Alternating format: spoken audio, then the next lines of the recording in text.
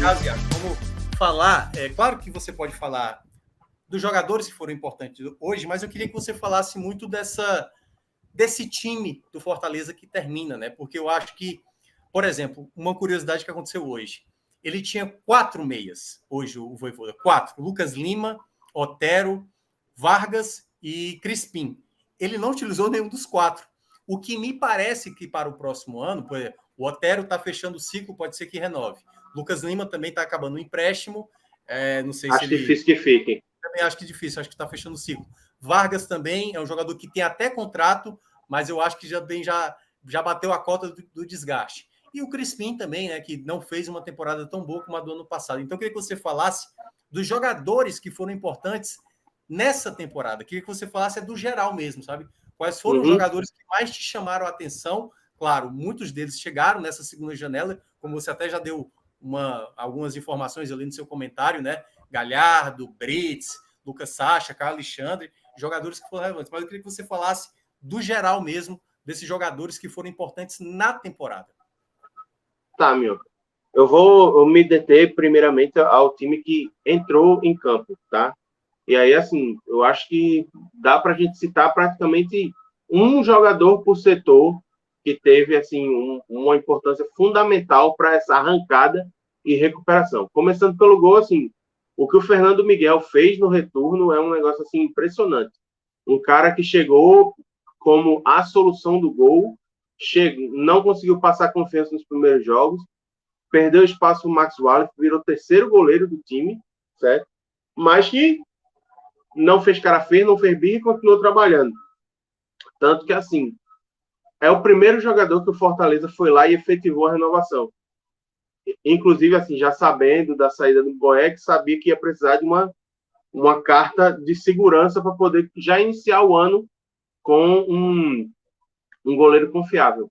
Inclusive, agora, assim, deve ter o Luan Poli como reserva imediata, que a torcida do esporte conhece bem. Assim, é um goleiro que oscila. Então, é muito importante ter esse cara que é a base do teu time e que dá a confiança para o time poder jogar, que é o goleiro.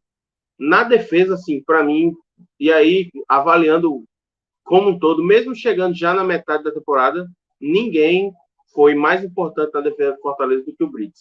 É, assim, um absurdo o achado que foi o Brits para o Fortaleza. Um cara que joga nas 4 posições da linha de defesa e que joga bem em todas elas e que é importante em todas elas. A gente viu o Brits começar jogando como lateral direito e já como sendo o substituto imediato do Pikachu quando houve a transição, né, do esquema do 3-5-2 para o 4-4-2 ou depois 4-3-3, e sendo muito importante, fechando o lado direito, que era um lado de sangria do Fortaleza. O Fortaleza sofria muito defensivamente por ali, desde a saída do Pikachu, que já era muito explorado por ter uma característica ofensiva muito grande, e com o período em que o Tinga passou lesionado, passou quase 2 meses fora. Então o Brits ele chega para solucionar a lateral direito, depois que o Tinga volta, ele é deslocado para a zaga, e aí ele não só é um jogador muito seguro na zaga, como ele consegue elevar o nível dos companheiros que jogam com ele, tanto seja o Tite, seja o Benevenuto. E até na lateral esquerda quebrou um galho quando o Juninho Capixaba teve suspenso. Então, assim, é impressionante e tem que ser olhado com muito carinho a situação do Brits para, se possível, já propor um aumento de contrato para deixar ele o máximo de tempo no possível. Peraí que o cachorro tá latindo aqui. O cachorro também mas tá dando pra ouvir, né? Você está discordando ou está concordando com você de maneira... Tá querendo participar.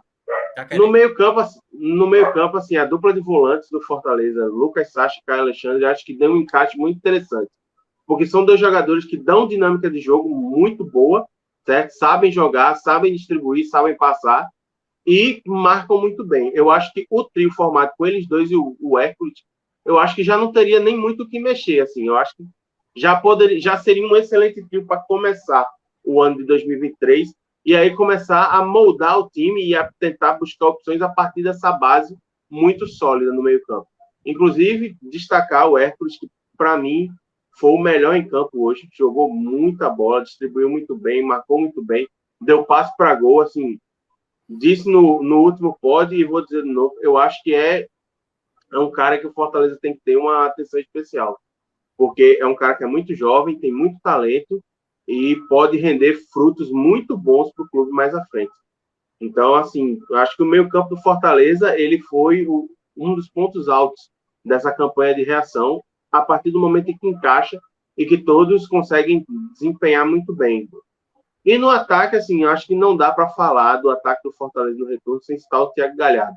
O cara que foi contratado sobre a desconfiança de ser o termômetro, o desequilíbrio da balança, né? O cara que ia virar, o cara desagregador que ia virar o vestiário, foi um cara que se mostrou, desde o início, comprometido com o projeto e que, muito ao contrário do que as acusações de desagregador, foi um cara que se mostrou muito importante para o grupo, um cara de grupo que ia lá durante as partidas, chamava os companheiros, que incentivava, que fazia o time jogar mais, que tentava fazer com que os companheiros fossem melhores, que era muito importante não só na hora da finalização, mas também a distribuição de jogo, e que para mim é muito emblemático a situação do jogo contra o RB Bragantino, quando ele chama o Boy, com quem ele já tinha tido uma desinteligência quando estavam lá desoportos, ele chegar assim e homenagear o Boeck, sabendo que era o último jogo dele na frente da torcida. Então, assim, dos que ficaram em campo, eu acho que todos esses,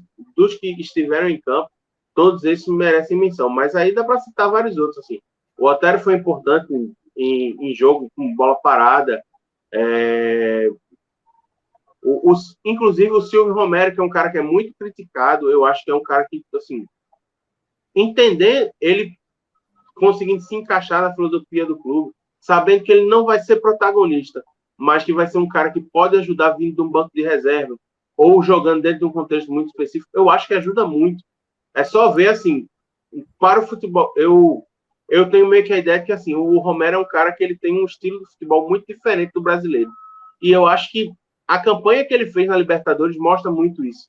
Porque na Libertadores ele foi artilheiro do time. Então, mostra que tem importância e que tem espaço para ele. E aí dá para citar várias outras das contratações. Eu acho que, assim, das contratações, como eu bem disse, eu acho que só quem não conseguiu galgar o seu espaço, só não mostrou a que veio realmente o Fabrício Baiano. E aí muito por não ter tido espaço também, porque é um cara que joga pelo lado direito, e pelo lado direito tinha o Tinga jogando, o Brito jogando de lateral, o Tinga recuperando sua posição, e na ponta sempre tendo um Romarinho que apareceu muito bem agora nessa reta final de Série A, e tinha vários outros jogadores. Tinha o Moisés, que atuava por ali, que também é um dos destaques do time.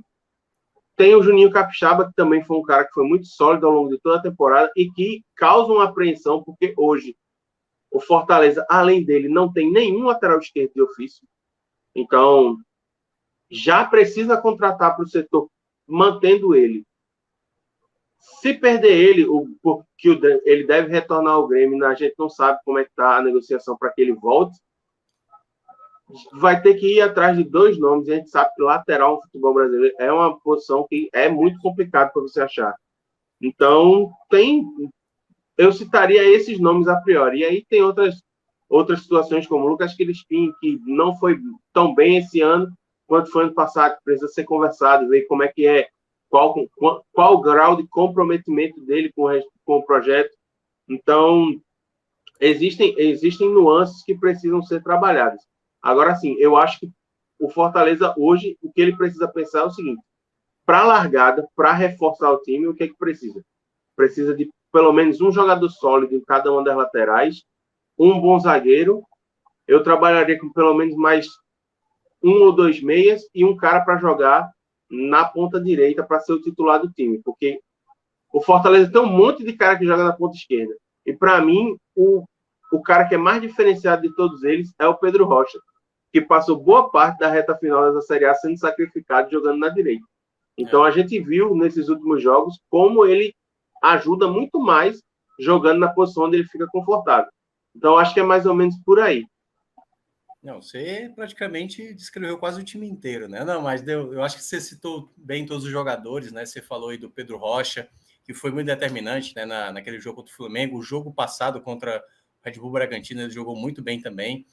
Né? Nomes como Capixaba, era um jogador que eu Eu ainda tenho desconfiança no Capixaba, né? Eu sempre menciono que eu acho assim, ele queimou muito a minha língua, porque eu achei que defensivamente ele seria um desespero no Fortaleza, acho que até ofensivamente ele poderia ajudar, e ele mais chamou a atenção por ser um jogador de muita recuperação de bola, né? Então, ele foi um jogador relevante, está muito valorizado no mercado, talvez aí, não sei, né, da proposta que ele receba, ele não continua. E aí, até pegar o comentário... Já tem um Cruzeiro, né, atrás dele, inclusive. Já tem muita gente, pô, muita gente.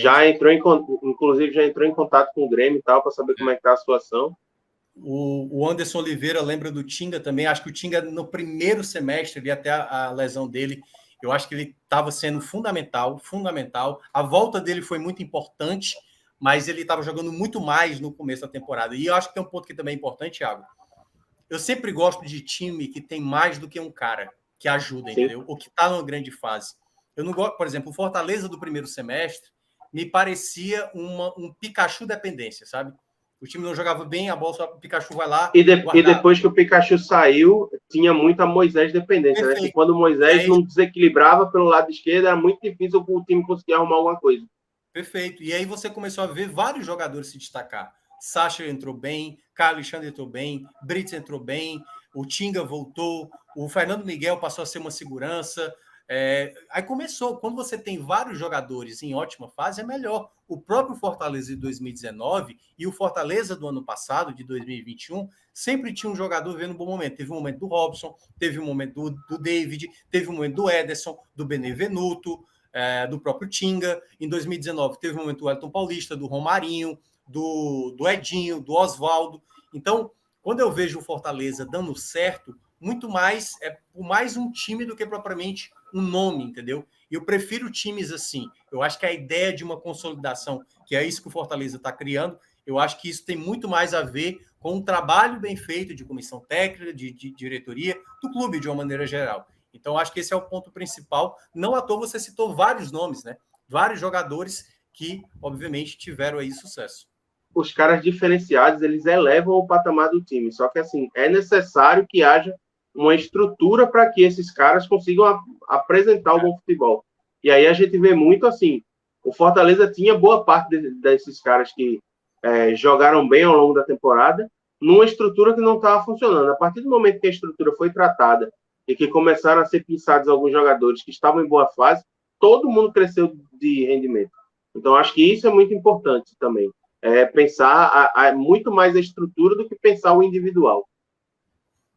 O Ângelo Rafael aqui até falou, né? O único defeito do Galhardo é dar entrevista para a rádio. Isso aqui ele está me provocando, porque após a entrevista que ele deu lá na rádio, a qual eu participei, o Galhardo parou de fazer gol. E aí voltou a fazer gol agora na penúltima e na última rodada. Foi também... E só uma coisa que me veio à mente agora nessa reta final, eu acho que vale, assim, tipo, até pro Tinga pensar como forma de manter a sua carreira em alto nível, assim. Eu vi ele jogando na lateral direita, sofrendo bastante. Eu acho que ele se adaptou muito bem à posição de zagueiro e acho que essa transição de volta a jogar de lateral como integrante de quarta linha talvez não tenha conseguido desenvolver tão bem. Eu acho que, inclusive, já era uma coisa válida para se pensar para o Tinga ser zagueiro do Fortaleza. Ajudar na construção e tal, para que o time consiga ser mais fluido na defesa e ter caras com característica mais de corredor mesmo pelas alas.